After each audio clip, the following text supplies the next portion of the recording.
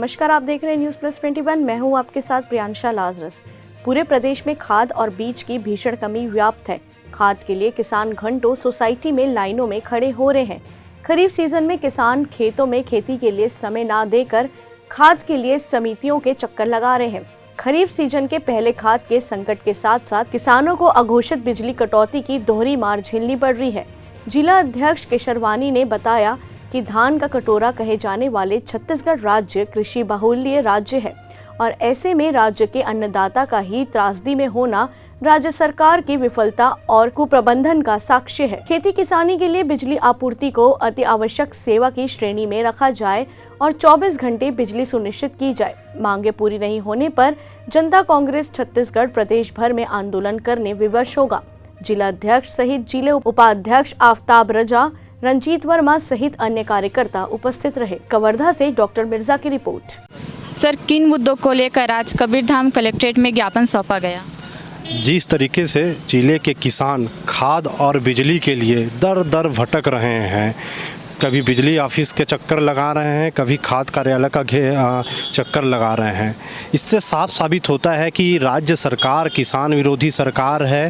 राज्य सरकार किसानों की हित को ना सोचने वाली सरकार है।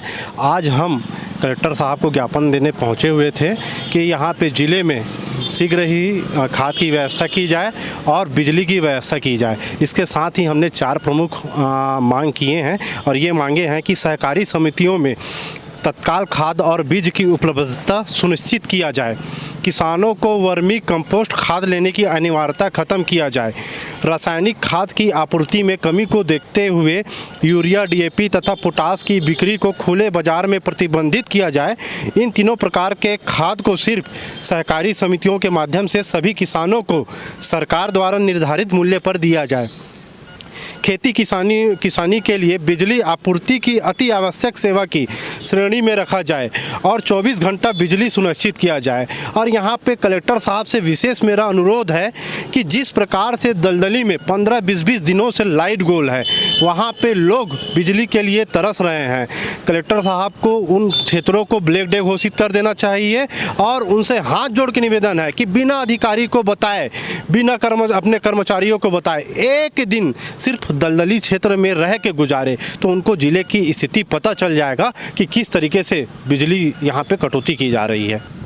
सर, जनता कांग्रेस का अगला कदम क्या होगा?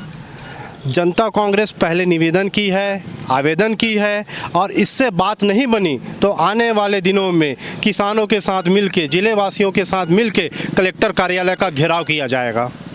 ऐसे ही जानकारियों के लिए देखते रहिए न्यूज़ प्लस 21, आपके हक की बात।